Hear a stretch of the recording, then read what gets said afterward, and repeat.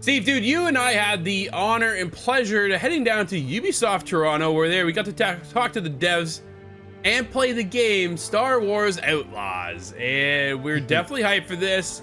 Curious to see how it's going to play out. Our hour and a half time was not nearly enough. To the point where, Steve, I don't know about you, I'm playing in my little cubicle, right? And so for those who don't know, a bunch of media went down. We're all set up in this one room, and they're all cubicle set up with stations. So we go in there, we sit down, we start playing. We have an hour and a half with the game. Dude comes up to me, taps me on the shoulder. He goes, "Yo."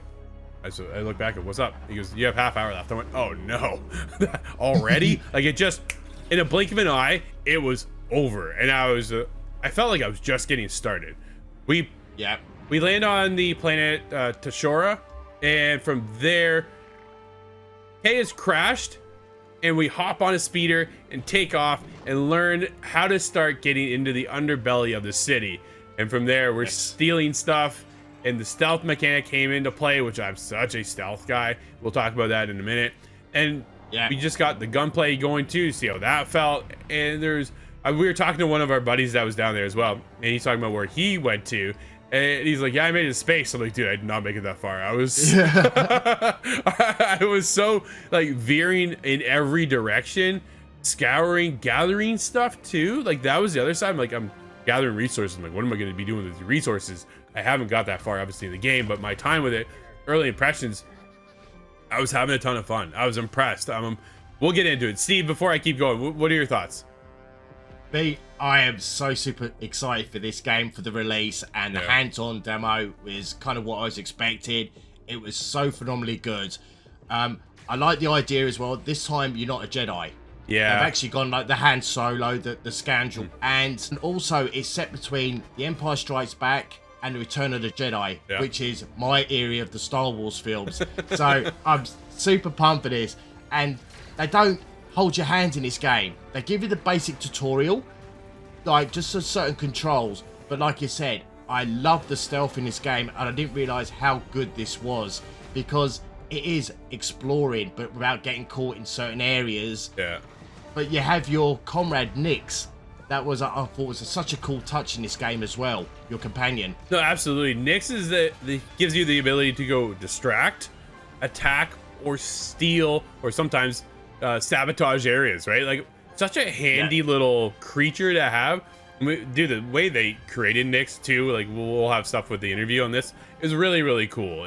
Nix was a neat addition to have as your stealth companion. One of the downsides for stealth for me, dude, I take out somebody and I would lose the ability to then pull them out of broad daylight and into a corner or tuck them away. You couldn't pick them up. I'm like, why do this to me? Because now as the guards walk by, they pick them up. Like, I'm a guy who likes, I play the Panther style, right? I've always played the Panther style. I go in, I take out everybody in that level, and nobody knows the wiser because they're all knocked out or they're all dead. Here, to not be able to pull them with me to then tuck them around was a misstep for me. I was like, now I run the higher risk of getting caught. There are factions in the game. I think this was one of the cooler parts too. You side with the factions. There's 3 that we were introduced to. I don't know if there's gonna be more in the final game or not, but the way it was set up to get into the underbelly of the city, we had to go steal something for somebody. So I stole it, and then when I came back, the information I was given from that, I could then hand over to somebody, or I could hand it over to somebody else to say, "Hey, you're about to get taken out." I played up both sides, Steve. So now I'm in the good, because you have this rating. You get a poor rating or you get a good rating. And I played up both sides, but at some point you're going to double cross someone. So you're not always in the good, but it played to my benefit early on. So the way it worked was, I found out this guy was about to get taken out by the governor, is what it works out to be. So as I head over there, I'm approached by somebody else. "Hey, I found this information," which turned out to be a test. Pulled it off. "Hey, come work for us then." Okay. Then it came up with the option, do I hand this information to them, or do I go tell the person who is about to get taken out? And I said, nope, I'm going to hold back. And then from there, I went and told the person, "Hey, you're going to get taken out." I actually broke into his place to get it. That's what we did on the demo. And then that put me in the good rating for both of these people. And then my next mission around was actually to screw over the people that I just joined. I was like, oh man, awesome. They do put you in those predicaments. Yeah, right? To get out of. And I know exactly, because I love the reputation part as well, because I actually gave up the information.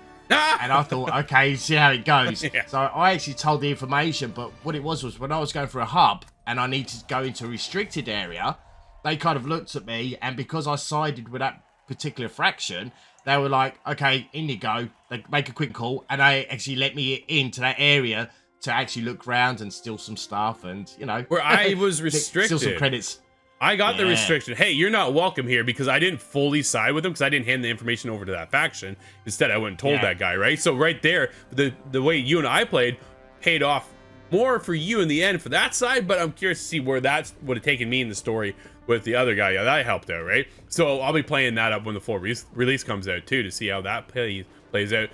How'd you find the environments? Oh, I think absolutely amazing. This game's huge. This is an open world. Ooh. This game looks absolutely stunning, and through the presentation, I love the idea of they went back to how they originally filmed the original Star Wars films to keep it the same authenticity in this game as well. Yeah. And the amount of different cameras and the different lenses and the different softness of the videos to a bit more sharp on like the stormtroopers and things like that they just kept it to like, it is like a film. Yeah. It is basically like a film, but you're in control and you make those decisions. The controls, the combat I thought was so cool and smooth as well. No issues in this demo either whatsoever. No, and we weren't even playing the final build, because I was talking to people afterwards, to the dev team and stuff. Like, the hands-on that we got isn't the final product of the game yet, so I'm like, all right, cool. It's gonna even be a little bit more polished. Dude, the speeder. Let's talk about the speeder, because it's such a highlight coming in as a Star Wars fan. Like, yo, we gonna jump on the speeder? Sure enough, and away we go. And, you know, I'm shooting, I'm taking off guys with the mark and execute mechanic from Splinter Cell. That was introduced to the game. You double click on the sticks, you mark, then pull off the trigger, shoot them all at once, continue on your way. It felt fantastic. Did I do that in other mechanics? Yeah, there was other moments too, and I did the same thing, but you got to build up your meter in order to achieve that. I had a blast, Steve, at the end of the day. The game was a lot of fun. The game looks huge. We are only on Tashora, so there's a lot more to go explore. The idea of hopping into the spaceship, and you literally take off, go into space combat, and then you can come back and land again, right? It's one of those, ooh, we're not going to a cutscene, and then jumping out, and then jumping back into another cutscene to come land on the planet. It is a seamless transition from jumping in and taking off and then landing again. I'm like, oh man, that was incredible. Looking forward to doing that. And there's just a lot more hype to come with the game.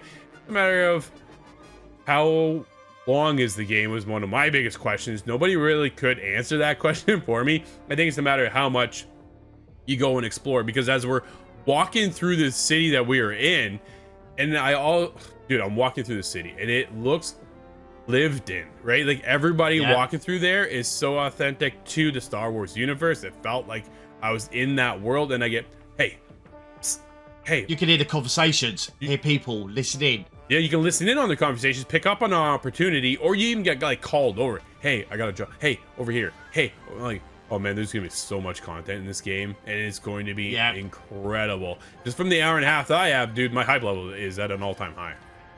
Yeah, and like you mentioned, I love the idea, like the transitions between cutscenes and gameplay. They're going for seamlessness as well. So it's just gonna be, they want to keep you engaged, immersed constantly.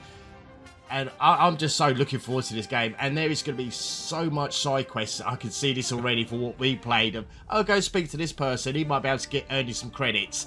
And then, you know, it's going to be off-world, do this little task, come back. Yeah. I'm so pumped for this game. Absolutely. This is going to be awesome. Absolutely. We'll have a lot more Star Wars Outlaws to cover, so stick around. ITGTV.com.